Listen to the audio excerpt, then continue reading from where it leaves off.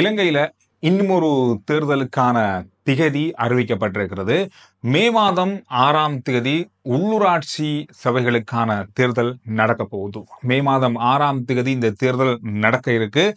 வேட்புமனு தாக்கல்கள் பரபரப்பா நடந்து முடிந்திருக்கு. வேட்புமனு தாக்கல் பரபரப்பா நடந்து முடிந்திருக்கு அப்படின்றதுக்கு காரணம் என்னன்னு சொன்னா, வடக்கினுடைய பல கட்சிகள் சுயேட்சை குழுக்களுடைய வேட்பு மனுக்கள் நிராகரிக்கப்பட்டிருக்கு. இது தொடர்பாக சமூக வலைத்தளங்கள்ல பரவலான விமர்சனம் இப்பொழுது எழுந்திருக்கு. பரபரப்பா அது பேசுகின்ற விஷயமாக மாறியிருக்கு. இதுவரை காலமும் இல்லாத அளவு வேட்பு மனுக்கள் வடக்கு பல தேர்தல் பகுதிகளில் தேர்தல் களங்களுடைய வேட்பு மனுக்கள் இந்த முறை நிராகரிக்கப்பட்டிருக்கு. பல காரணங்கள் இதுல இருக்கு. வேட்புமனு நிராகரிக்கிறதுக்கு அந்த காரணங்கள் என்னென்ன, எந்தெந்த கட்சிகளுடைய வேட்பு மனுக்கள் தாக்கல் செய்யப்பட்டு நிராகரிக்கப்பட்டிருக்கிறது. அதோடு மட்டுமல்லாமல் இன்றைக்கு நடந்திருக்கிற அல்லது நேற்று நடந்த மிக முக்கியமான செய்திகளுடைய சாராம்சம் அல்லது சுருக்கமான செய்திகளை உங்களோட பகிர்ந்து கொள்றேன்.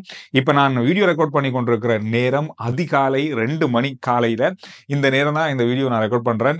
இன்றைக்கு 21ஆம் தேதி மார்ச் மாதம் 20ஆம் தேதிக்குரிய செய்திகள் தான் இது. கொஞ்சம் நேரம் தாமதமாயிருச்சு சின்ன வேலையால. சரி, இந்த வேட்புமனு தாக்கல் தொடர்பாக நாங்க கடந்த 2-3 நாளா பேசணும் அப்படின்னு சொல்லி நான் இருந்தேன். ஆனா இந்த அளவுக்கு வந்து முடியும் அப்படின்னு சொல்லி நான் எதிர்பார்க்கல. அந்த அளவுக்கு வேட்புமனுக்களுடைய நிராகரிப்பு நடந்திருக்கிறது. அங்கங்க அப்பப்ப ஒவ்வொரு நிராகரிப்புகள் நடக்கிறது வழமை. ஆனா இந்த முறை நிராகரிப்பே பெரிய பேசுபொருளாக மாறி இருக்கிறது. என்னென்ன கட்சிகளுக்குரிய வேட்பு மனுக்கள் நிராகரிக்கப்பட்டிருக்கு, என்ன விஷயம் முழுமையா இருக்கு அப்படின்றத பார்க்கலாமாங்க. யாழ்ப்பாணம் மாவட்டத்திலே தேர்தலுக்காக 148 கட்சிகளும் 27 சுயேட்சை குழுக்களுமாக கட்டுப்பணத்தை செலுத்தியிருந்தனர். 136 கட்சிகள் நியமன பத்திரத்தை தாக்கல் செய்திருந்தன. 23 சுயேட்சை குழுக்கள் நியமன பத்திரத்தை தாக்கல் செய்திருந்தன. 114 கட்சிகளுடைய நியமன பத்திரங்கள் ஏற்றுக்கொள்ளப்பட்டது.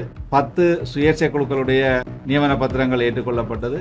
22 கட்சிகளுடைய நியமன பத்திரங்கள் நிராகரிக்கப்பட்டன. 13 சுயேட்சை குழுக்களுடைய நியமன பத்திரங்கள் நிராகரிக்கப்பட்டன. அந்த வகையிலே யாழ்ப்பாண மாநகர சபைக்கான வேட்புமனு தொடர்பாக தமிழ் மக்கள் கூட்டணி, ஜனநாயக தமிழ் தேசிய கூட்டணி, ஈரோஸ் ஜனநாயக முன்னணி ஆகிய கட்சிகளுடைய வேட்புமனுக்கள் நிராகரிக்கப்பட்டன. ஞானப்பிரகாசம் சுலக்ஷன், நரேந்திரன் கௌசல்யா ஆகிய சுயேட்சை குழுக்களுடைய வேட்புமனுக்களும் நிராகரிக்கப்பட்டிருக்கின்றன. ராமச்சந்திரன் சுரேன் அவர்களுடைய சுயேட்சை குழுவினுடைய வேட்புமனுவும் ஜோகேஸ்வரி அருளானந்தம் அவர்களுடைய வேட்புமனுவும் நிராகரிக்கப்பட்டிருக்கின்றது.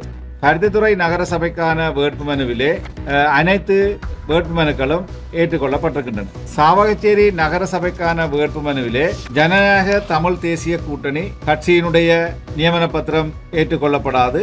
அதே வேளையிலே மகாலிங்கம் சதீஷ், பெரியான் சிவகுருநாதன் ஆகிய சுயேட்சை குழுக்களுடைய நியமன பத்திரங்கள் ஏற்றுக்கொள்ளப்பட்டிருக்கவில்லை.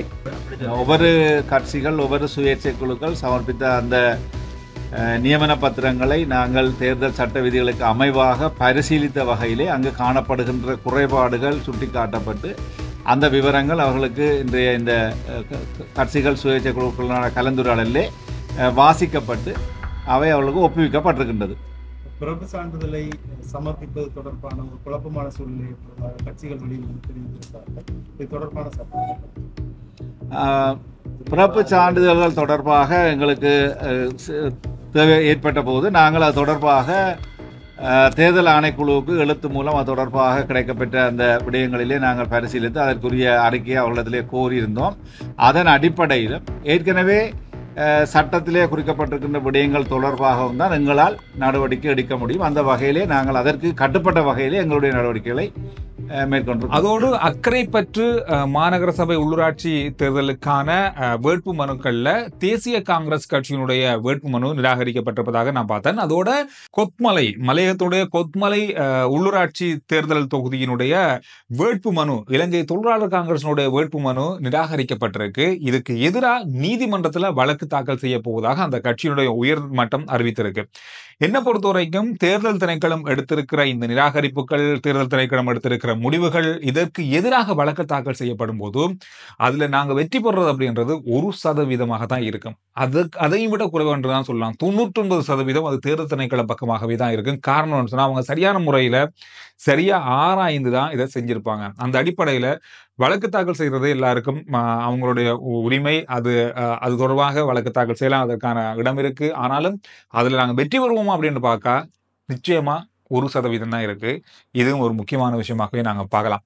ரைட், இந்த விஷயங்கள் பரவலா பேசப்பட்ட ஒரு விஷயமாக இருந்தாலும் இன்னும் ஒரு முக்கியமான செய்தி இன்றைய நாள்ல பெரிய அளவா பார்க்கப்பட்ட ஒரு செய்தியாக இருக்கு.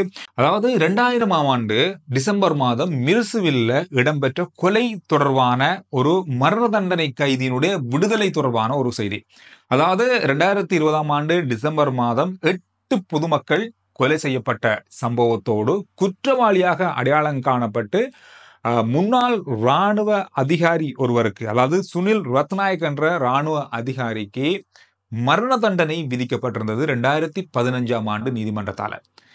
இந்த மரண தண்டனை கைதிய முன்னாள் ஜனாதிபதி கோட்டாபய ராஜபக்ஷ அவர்கள் 2020ஆம் ஆண்டு பதவியேற்று ஜனாதிபதியாக பதவியேற்று குறுகிய காலத்துக்குள்ளேயே இந்த மரண தண்டனை கைதி பொது மன்னிப்பினுடைய ஜனாதிபதியினுடைய பொது மன்னிப்புல விடுதலையானாரு.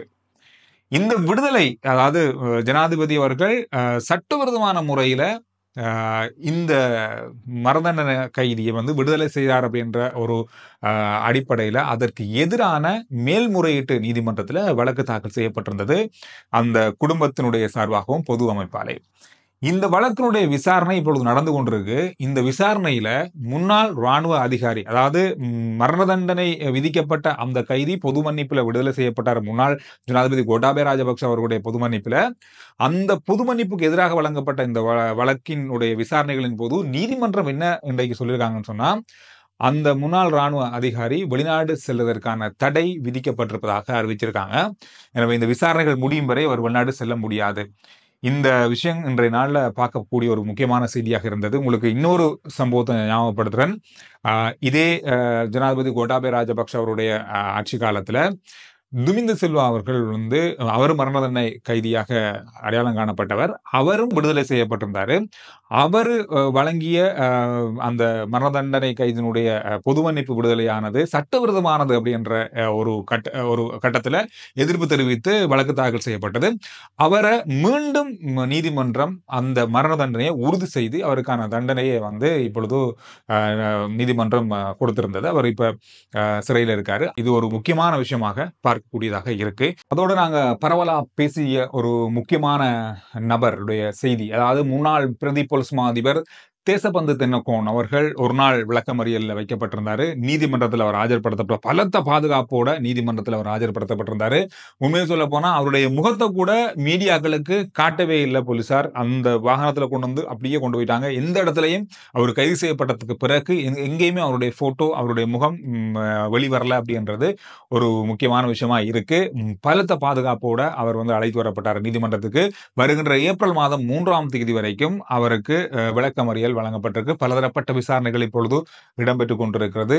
அவருக்கு அடைக்கலம் வழங்கிய அல்லது அவர் உலகாலம் மறைந்திருந்ததற்கு உதவி செஞ்சவங்களையும் நீதிமன்றத்தின் முன்னிறுத்துமாறும் அவருக்கு எதிரான சட்ட நடவடிக்கை எடுக்கிறதுக்கும் நீதிமன்றம் அனுமதி வழங்கியிருக்கு. இது ஒரு முக்கியமான செய்தியாக இன்றைய நாளில் பார்க்கக்கூடியதாக இருந்தது. அதே போல யாருமே எதிர்பார்க்காத அளவான ஒரு பதவி விலகல் இடம்பெற்றிருக்கிறது. சிரேஷ்ட போலீஸ் அத்தியஸ்தகரும் போலீஸ் ஊடக பேச்சாளருமான புத்திக மனதுங்க தான் போலீஸ் ஊடக பேச்சாளர் பதவியிலிருந்து விலகுவதாக அறிவித்து கடிதத்தை கொடுத்திருக்காரு. அவர் அதாவது போலீஸ் பேச்சாளர் பதவியிலிருந்து தான் விலகிறதா சொல்லியிருக்காரு. முழுமையா அவருடைய அத்தனை பதவிகள் இருந்தும் இல்லை. ஆனா ஏன் இந்த பதவி விலகல், எதற்கான காரணம் என்ன அப்படின்றது இதுவரைக்கும் தெரியல.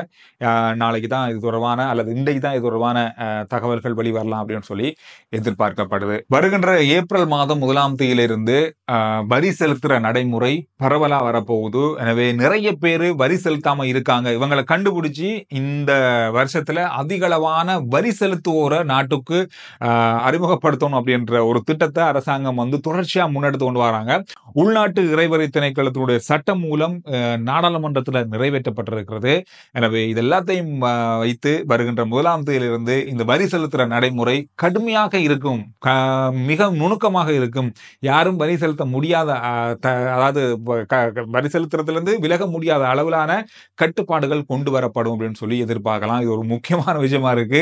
சர்வதேச நாணய நிதியத்தோடு அரசாங்கம் வைத்துக் கொண்டிருக்கிற உடன்படிக்கையின் அடிப்படையில் இது ஒரு மிக மிக மிக முக்கியமான கட்டமாக இது இருக்கும் அப்படின்னு சொல்லி நாங்க பார்க்கலாம். வருகின்ற ஏப்ரல் மாதம் 31ஆம் தேதி எந்த மாதிரி இந்த வரி கட்டுற நடைமுறையை நாம செய்ய போறோம் அப்படின்றத நாமளே செய்து பார்க்க போறோம். அது எப்படி இருக்கு அப்படின்றதை நாங்க ஒரு தடவை வீடியோவா பதிவு செய்யலாம். எனவே இந்த விஷயங்கள் தான் இன்றைய நாளில் அதிகமாக பார்க்கப்பட்ட விஷயங்களாக மாறி இருக்கு.